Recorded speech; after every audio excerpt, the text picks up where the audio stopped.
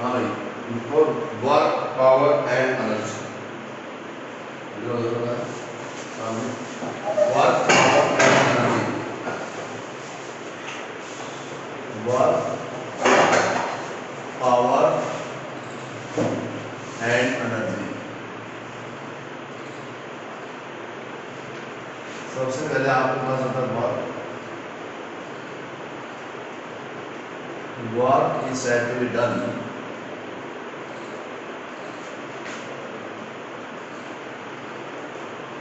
when point of application जिसमें force लगाया जाए moves in the directions of applied force through a distance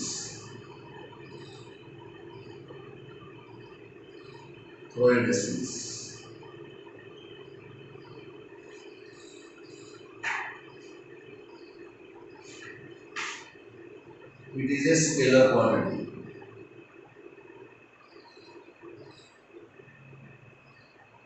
ये एक स्केलर क्वांटिटी है और this can be written as work done F vector dot S F S cos theta suppose this one is the body इसलिए ये force आपके पास F लग रहा है ये इसका डिस्टेंस S है we can write F vector dot ds work इसमें स्पेशल केस आता है मतलब वर्क में भी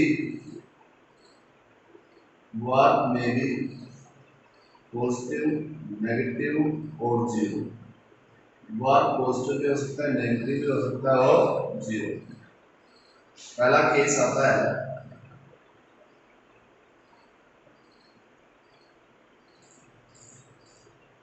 when the body moves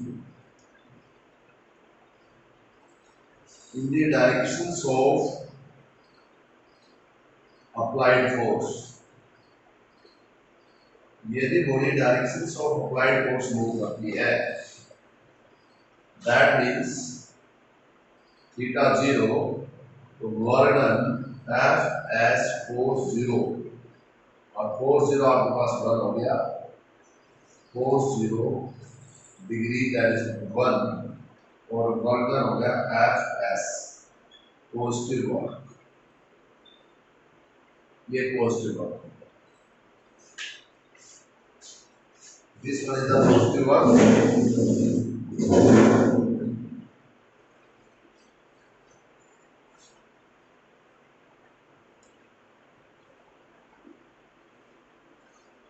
उसके बाद है when the applied force जैसे ये आपके पास है if ये फोर्स है ये मान लीजिए डिस्प्लेसमेंट है क्योंकि दोनों के बीच में 90 एंगल बन रहा है F S force of 90 cycling then applied force and displacement are perpendicular तो वर्क डन आपके पास 0 जैसे एग्जांपल मैं आपको बताना चाहूँगा एक पुली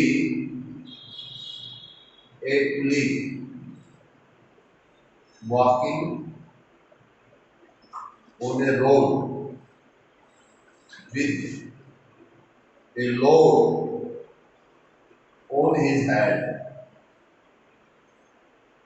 यदि कोई पुली है walking on a road with a load on his head अपने सिर पर वजन रख के यदि कोई पुली चल रहा है तो आप कह सकते हैं कि he is not doing work क्योंकि weight is a force देखिए डाउनवर्ड्स ये डाउनवर्ड फोर्स ये मोशन दोनों एक दूसरे की क्या है तो no work is done by the pulley a IS officer is sitting in his office and completing the file you can say that officer is not doing work क्योंकि body का डिस्प्लेसमेंट होना चाहिए जिस डायरेक्शन में force होता है या किसी एंगल से मान लीजिए यहाँ पे वर्णन हो जाएगा, जैसे आपने इधर लगाया 64 60 न्यूटन और यहाँ पे है मान लीजिए 30 मीटर, ये आपका 60 न्यूटन फोर्स और ये आपका 30 मीटर। यहाँ पे यदि कोई भी एंगल है तो वर्णन क्या होगा, F S cos of 60, F S cos of 60। Work में भी नेगेटिव, जो नेगेटिव वर्क होता है उसमें आपके पास नेगेटिव वर्क, जैसे आपने कोई भी है, ये ग्लोब है मान लीजिए ऊपर ले जा रहे हैं किसी फोर्स से, इसका वेट नीचे की तरफ है, ओके, और ये आपके पास ऊपर जा रहा है, वेट तो डाउनवर्ड्स लगेगा, वेट इज डाउनवर्ड्स, और आप ये फोर्स ऐसे लगा रहे हैं इसके जस्ट अपोजिट, तो यहाँ पे वर्क ना अगेंस्ट ग्रेविटी होता है, ओके। वैसे भी थीटा क्या बने इसमें 180, थीटा क्या बने, तो वर्क में भी पॉजिटिव, वर्क में भी नेगेटिव और वर्क में भी जीरो। अब वर्क पे जो मेन चीज सुनिए, आपको मैथ में पढ़ा होगा I dot I 1, J dot J 1, के डॉट के 1, I dot J 0, J dot के 0 और के डॉट आई ये भी क्या होता है, जैसे फोर्स ऑफ, मान लीजिए force, a force F 3i plus 2j plus k is Newton is applied on a body of mass 2 kg, mass 2 kg, and the body displaces, and the body displaces, body displaces its position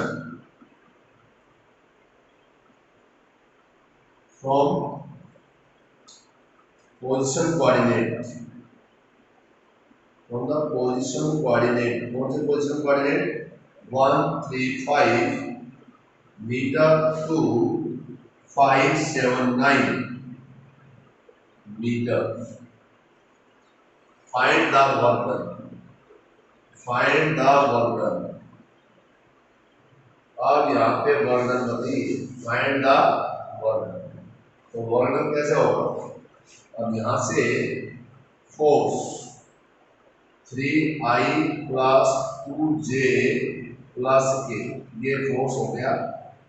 अब पहला displacement position r1 vector बताइए, from the position, ये पहला x दूसरा y और तीसरा क्या होता है k, तो पहला i cap j cap plus 5k, समझ में आया नहीं है, ये पोजीशन वेक्टर होता है, ये x to y to z, x to y तो ये i j k, ये need to repeat. Now the position vector of r2 vector, अब यहाँ तो पोजीशन कोऑर्डिनेट बनेगा 5i plus 7j plus 9k, और यहाँ तो डिस्प्लेसमेंट वेक्टर आएगा डेल्टा, ये r2 vector minus r1 4i plus 4j plus 4k, ये s2 वेक्टर आएगा। तो वर्णन दैट इज इक्वल टू वर्णन f वेक्टर डॉट s, तो f 3i plus 2j plus k और ये डॉट ये मेरा 4i plus 4j plus 4k। अब वैल्यू पुट कर दो, डॉट सेम यूनिट मल्टीप्लाई में डॉट 1 होगा, आप देखो i से मल्टीप्लाई j से और k से, और डिफरेंट करेंगे क्या बन जाएंगे 0 बन जाएगा। तो इसमें सारे जो सेम है उसी से मल्टीप्लाई करो, 3i 4 से j से, ताकि i dot i 1 j dot j 1, ये जो प्रॉपर्टी मैंने बताई है, तो ये 12 प्लस 8 प्लस 4 24 जूल, इस प्रकार की जो न्यूमेरिकल्स हैं वो आपको कंफर्म आएंगे। इट्स राइट, सबसे इंपॉर्टेंट न्यूमेरिकल्स है, इसमें क्या आपको नोट्स बन जाएंगे यहाँ पूरी क्लास में जो होते हैं उसमें गूगल मीट में तो पॉसिबल नहीं होगा ऐसा। It's right. उसके बाद सुनिए, ये मैंने एक एग्जाम्पल दिया, आपको मैंने पढ़ा रखा था, इसलिए मैंने आपको बता दिया कि हम कैसे ये न्यूमेरिकल्स आते हैं। ओके, वो कैसे आता है वो भी ध्यान से सुनिए। जैसे आपके पास, मैं बताना चाहूंगा कि मान लीजिए कहता है एक कांस्टेंट फोर्स, मान लीजिए आपके पास आ गया कितना F 5 minus 3x² plus 2x, काफी आता है। Newton is applied on a body of mass 5 kg, on a body of mass 5 kg, and the body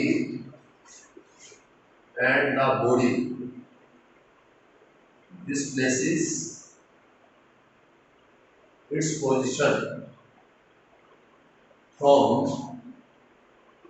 x is equal to 1 to x equal to 2 meter along x-axis. Along x-axis, a constant force, ये force है F 5 minus 3x² plus 2x Newton is applied on a body of mass 5 kg, and the body displaces its position from x to 1 to x to 2 meter along x-axis. Find the work done by the body. Find the work done by the body. आप ध्यान से समझे, मैं आपको दूंगा तो question ऐसे आप करके दिखा दूंगा। Find the work by the, तो कैसे होगा सबसे पहले अब यहाँ पे जो वर्णन है, जहाँ टाइम इंटरवल है, अमाउंट ऑफ वर्णन f dot dx, we can write same direction में f dx cos of theta, cos of 0 1 हो गया। dw को सिंपल सी बात है f dx लिख लिया, तो यहाँ पे अमाउंट ऑफ वर्णन dw f dx, f की value 5 minus 3x² plus 2x और ये dx, ये dw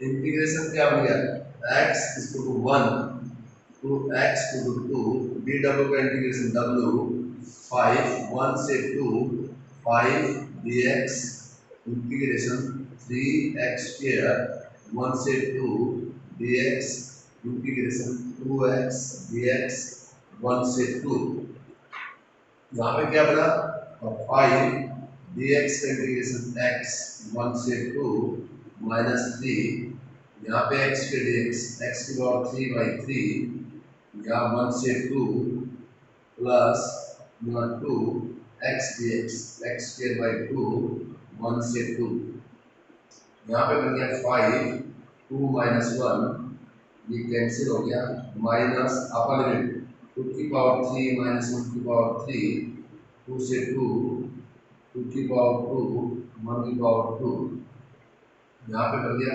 5 मतलब 1 minus 8 minus 1 plus 4 1, that is equal to 5 minus 7 plus 3, that is 1 joule. Integration समझ में आया? Need to repeat the integrations? Yes. देखिए कि जनरल फॉर्मूला होता है dx यदि आपके लिए आया तो x, dy है तो y, dt है तो t, और एक जनरल फॉर्मूला इंटीग्रेशन का होता है x की पावर n dx x की power n plus 1 n plus 1। तो यहाँ पे सुनिए dx से 5 को कॉमन ले लो, जो भी कांस्टेंट है, dx का x हो गया, ये लोअर लिमिट है, ये 3 को बाहर ले दिया, x पे dx से ये फार्मूला लगाएंगे, n स्टैंड फॉर पावर, तो यहाँ पावर क्या है 2 2 प्लस 1 3/3, बोलो n। अब dx नहीं आएगा, फार्मूला लगाने के बाद dx आएगा, ये आएगा, ये लोअर लिमिट और ये प्लस इस 2 को बाहर ले लिया, 2 को x dx, जिसमें पावर नहीं है तो हम क्या मानते हैं 1, तो यहाँ पे x power 1 x n plus 1 x 2/2 2 से 2, अपर लिमिट माइनस लोअर, यहाँ 2 है तो x से रिप्लेस कर दो 2 की पावर 2 माइनस 3, बोलो समझ में आया? Is it right? ये आया नहीं आया? आ गया। तो ऐसे देखिए वर्क पे सबसे इम्पोर्टेंट न्यूमेरिकल्स है, काफी इम्पोर्टेंट है, इसमें कोई दो राय नहीं।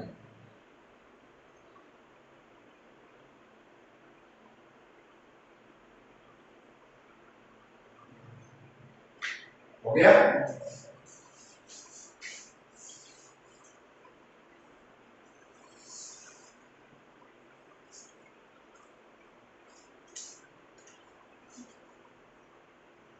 इसके बाद आता है यूनिट। देखिए unit of work,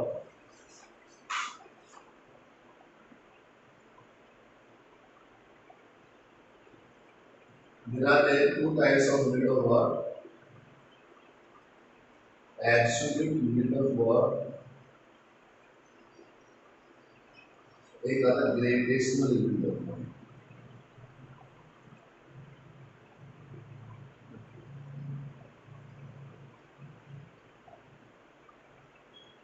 Absolute unit of work and gravitational unit of work। तो absolute unit of work, absolute unit of work is known as Newton and Dyson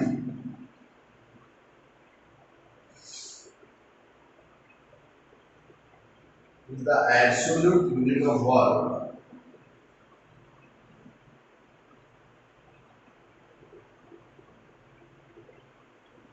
in SI and CGS system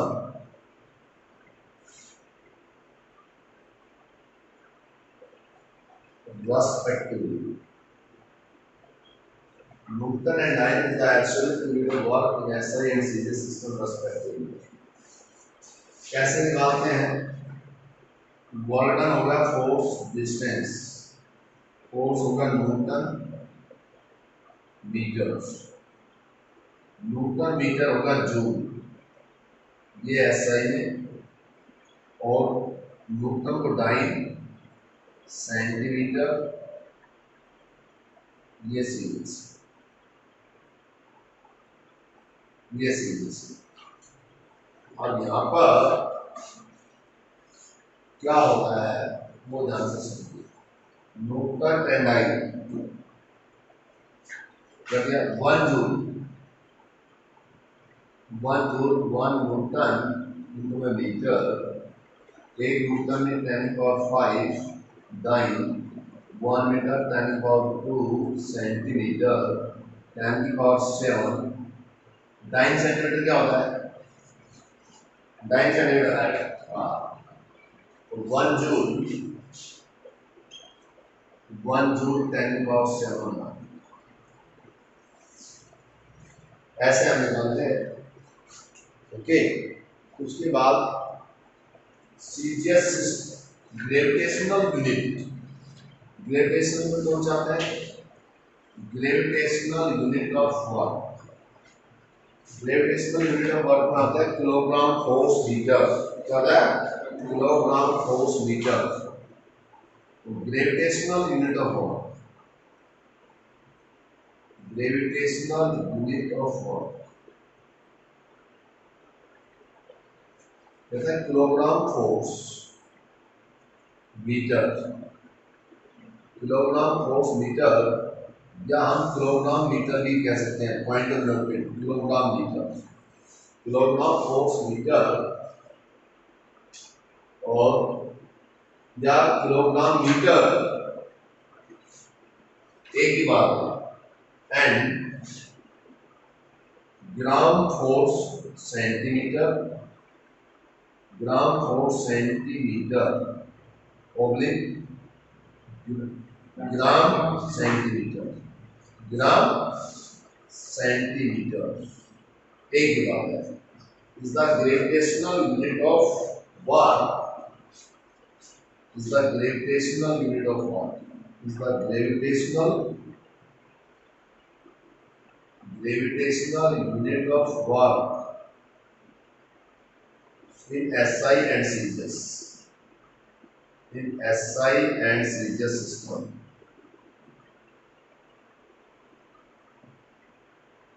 respectively। तो 1 kilogram force metre वो ले सकते हैं 9.8 joule. कैसे कि 1 kilogram force means 1 kilogram force into the metre, और 1 kilogram force means 9.8 newton into the metre पता होना चाहिए, और 9.8 joule 1 kilogram force metre. 1 kilogram force metre भी कह सकते हैं, 1 किलोग्राम वेट मीटर भी कह सकते हैं, 1 किलोग्राम वेट मीटर भी कह सकते हैं, और किलोग्राम मीटर भी कह सकते हैं। किलोग्राम मैंने लाइव क्लासेस में बताया था 60 किलोग्राम फोर्स और 60 KG both are attended the class, ध्यान को लिया। उसके बाद है gram, gram force centimetre, gram force centimetre, gram force centimetre cm 989 centimetre, और 9 सेंटीमीटर r 980 r 980 अगर 980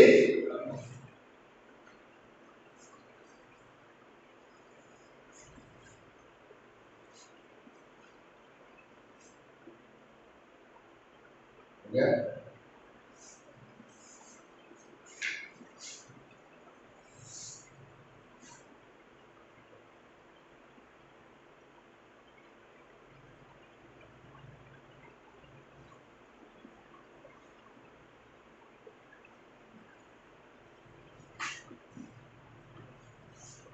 काइनेटिक एनर्जी के kinetic energy, kinetic energy the energy possessed by the body, energy possessed by the body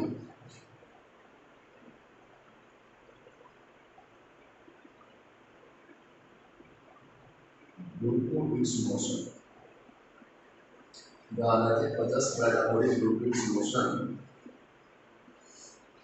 it is equal to work done by the moving body.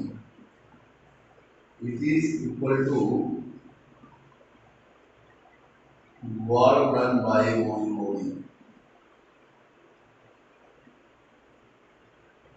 It is equal to work done by moving body.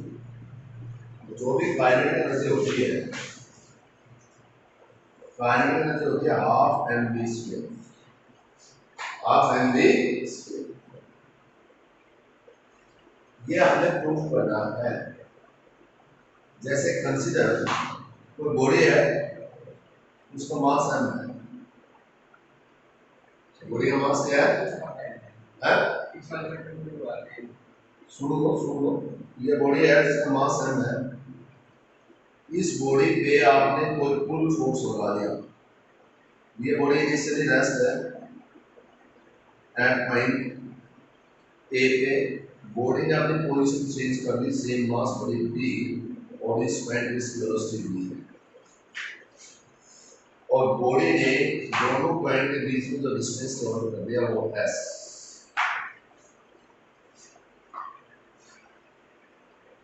Okay, तो work done क्या होता है? आप जो work done by the body होगा F vector dot s, F s force of 0 और force 0 1 F s, ये work done. यहाँ पे if m is the mass of the body, a is the acceleration produced by the body, m a s। अब यहाँ से a की value कैसे निकालेंगे? बताइए, a की वैल्यू आप निकाल सकते हैं, कैसे निकालेंगे a की वैल्यू? सीधे ध्यान से आप यहाँ से v square equation of motion, v square minus u square is equal to 2as, v square u आपके पास क्या है? 0 का स्क्वायर 2as। देखिए इस यूनिट को आपने बहुत अच्छे से पढ़ना है ताकि आप एक भी चीज ना बचे। m और इसकी सारी वीडियो बनाएंगे इसमें, v स्क्वायर हमारे पास दोनों काम हो जाएगा। Half M V square. ये आपके पास जो भी काइनेटिक एनर्जी होगी that is equal to work done, और वर्क डन होगा half M V square. Kinetic energy और मूल body that is equal to work done, that is equal to kinetic energy और मूल body is equal to work done. Kinetic energy और मूल body work done के बराबर है, that is equal to work done.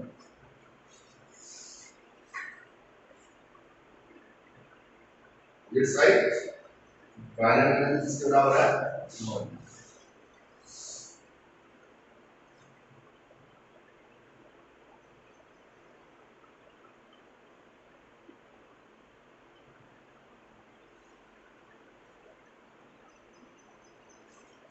अब इसमें सुनिए, ये काइनेटिक एनर्जी है, ध्यान से समझो, half M V square.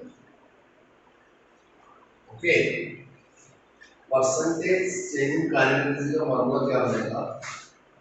Percentage change in kinetic energy, इसको हम ले सकते हैं, यदि कोई बॉडी मूव करे different, half M V square, half M U square divided by half M U square into the hundred, v square minus u square by u square into hundred. ये percentage change का है। जैसे numerical देना चाह रहा हूं, a body is moving with a velocity 54 kilometer per hour and 72 kilometer per hour। बड़ा simple सा न्यूमेरिकल्स है, 9 के बराबर। Find the percentage change in kinetic energy, find percentage change in kinetic energy.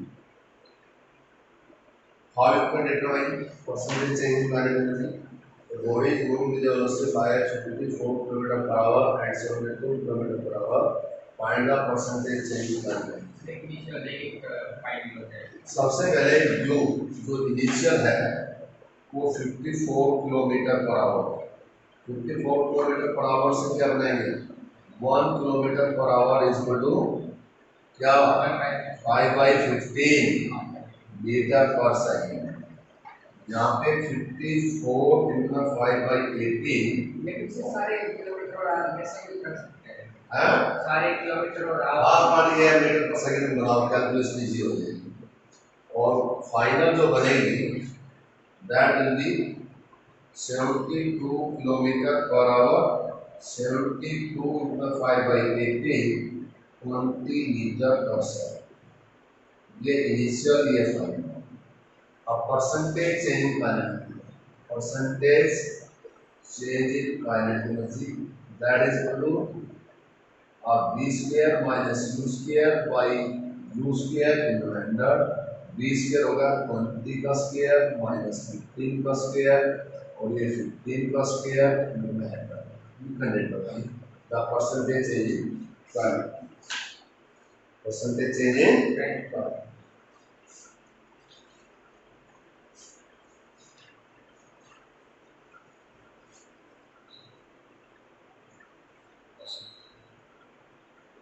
जैसे आप सुनिए, relation between kinetic energy and linear momentum में क्या रिलेशन है बताना चाहोगे आप? Relation between kinetic energy and linear momentum, relation simply kinetic energy and linear momentum. आपके पास काइनेटिक एनर्जी और लीनियर मोमेंटम में रिलेशन कैसे बताएंगे आप?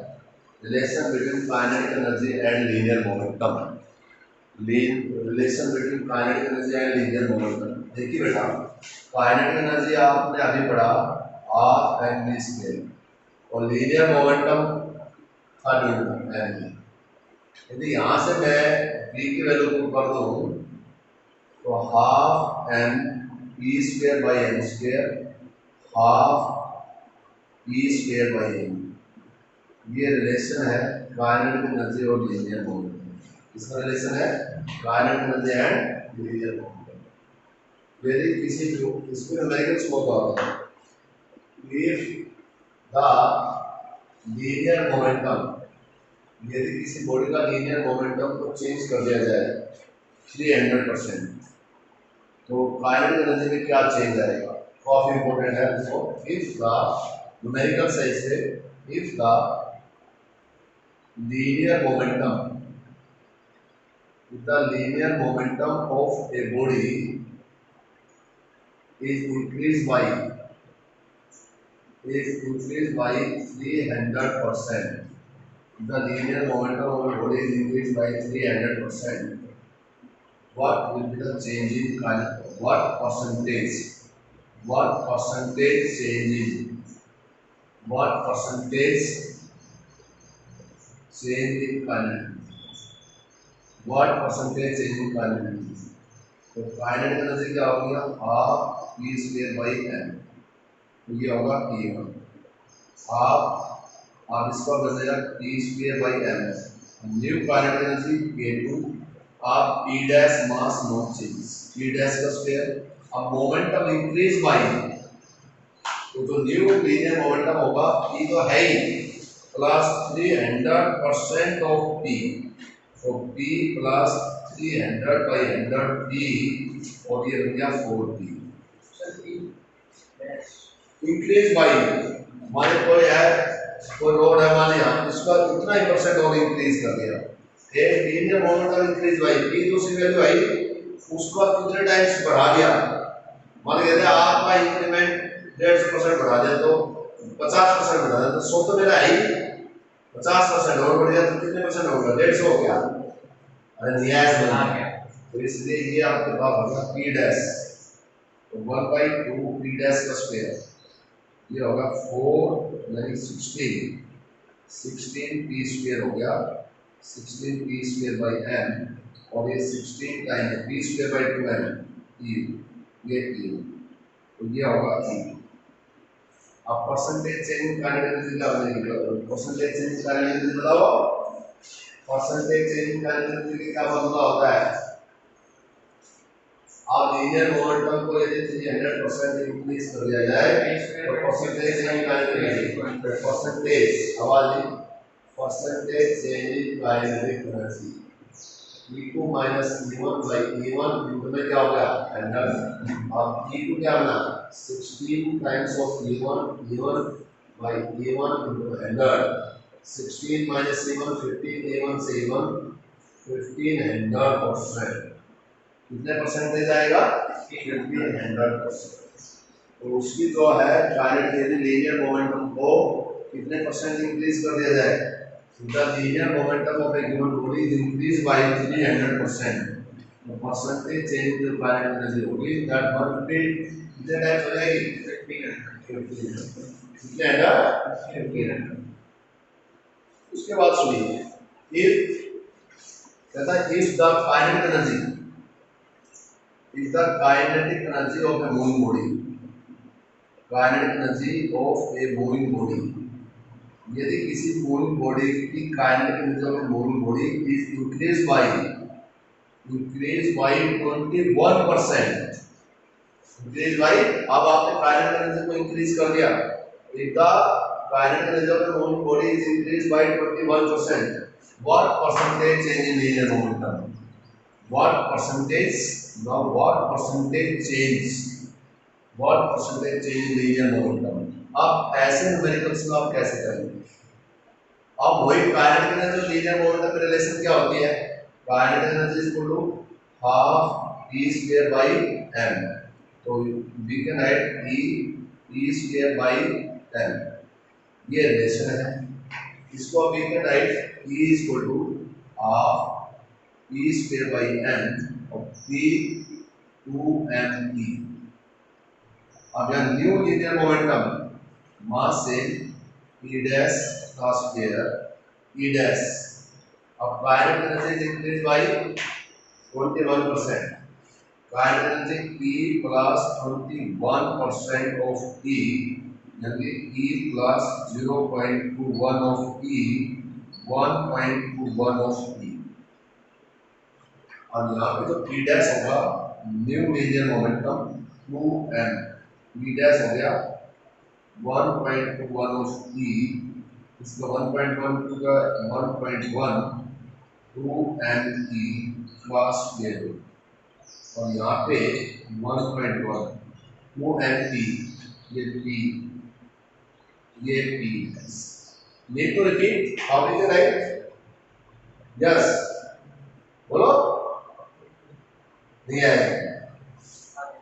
अब percentage change in linear momentum, percentage change in linear momentum expression note होनी चाहिए। Percentage change in linear momentum E dash minus E by E into में अंडर E डैश मोमेंटम है तो E डैश ये P इंटू में under E dash आपके पास है 1.1 of P minus P by P into में अंडर, ये होगा 0.1 इंटू में अंडर, दैट इज 10%। ये 10% percentage change in linear momentum, percentage change in linear momentum. ये सारे वो प्रॉब्लम है जो आपको है।